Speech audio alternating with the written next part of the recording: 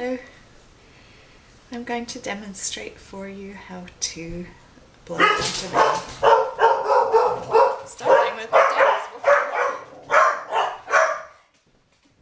Oh.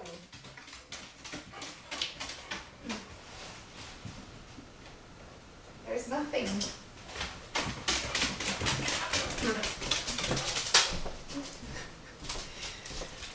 I think what happened was the dogs heard me talking and they thought that I must be talking to somebody at the front door, and so they started woofing. Alright, so back to eggs. It's just me, dogs. I'm just making a video. Alright, so here's the egg. And here's our first little tool, which is for making the hole. And I hope this shows up okay. So you find sort of the middle of the bottom of the egg. If you're going to do a Christmas decoration, you make the hole in the top, because then you put a little thing on there to hang it up by. But usually I make them on the bottom. So you find, as best you can, the middle,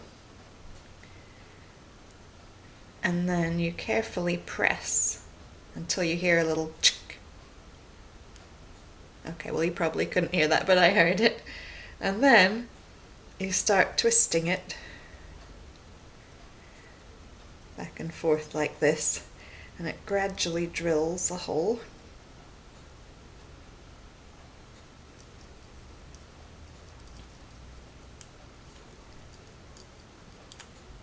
Like that. And there it is with the hole. Then you take your next tool, which is like this. It's like a little bellows with a needle on the end. And you shove it in the hole and you whack it around like this a bit, because that will break the yolk and make it so it can come out. Now,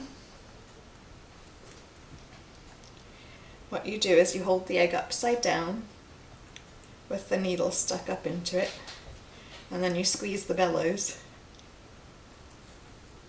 and egg comes out. And this is the bit where if you're not careful, your egg will explode. So you have to be careful not to pump too much air into it. Sometimes it gets clogged with a lump of eggy stuff, and then you think that it needs more air, but it really doesn't, and it's going to blow up. So you just do one squeeze at a time and let all the stuff run out into the bowl. There's the yolk. Glug, glug, glug. It's really not very nice to look at. That's why I'm doing this part first before the party.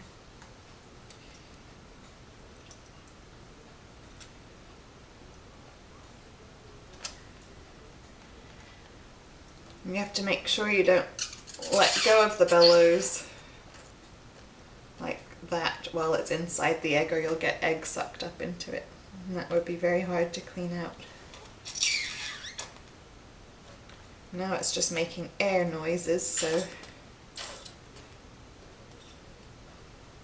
it's empty. And the next thing I have to do is rinse it, which you're not going to be able to see. I'll point it this way anyway. Rinse it in the sink.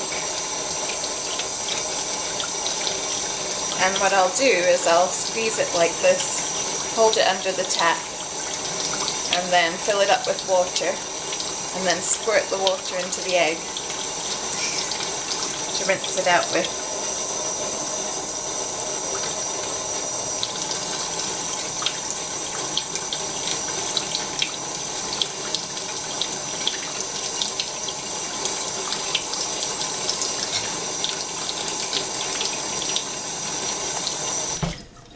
Now my egg's full of water. See if you can hear this. No, you probably can't. Oh well. So it's got water in and I shake it around to get the sides all rinsed off. Then I use the bellows again to get the water out. You can see it's still quite eggy coloured. So I'll have to give it a couple more rinses.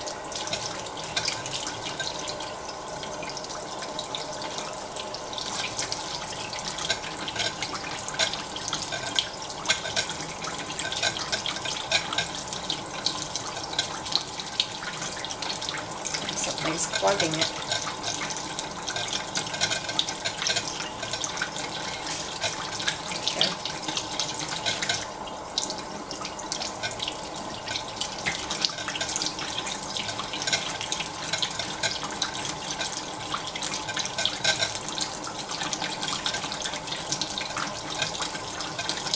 Exciting, isn't it?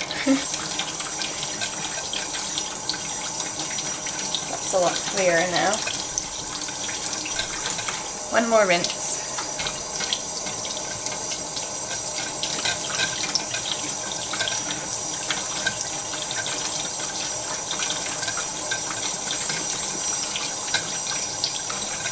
Then it will take a day or two to dry.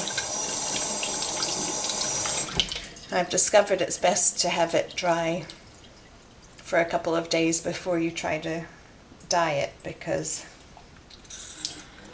when you dye it you have to clog up the little hole with some wax.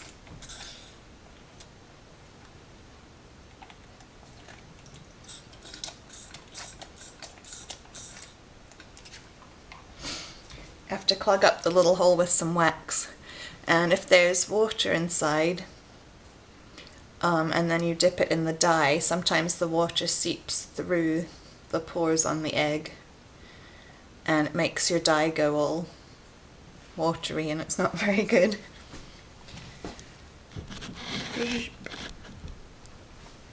So, it's finished, and then you have to have scrambled eggs to use up the egg. Right, I'm going to go and upload this hopefully before I have to leave for work. Bye!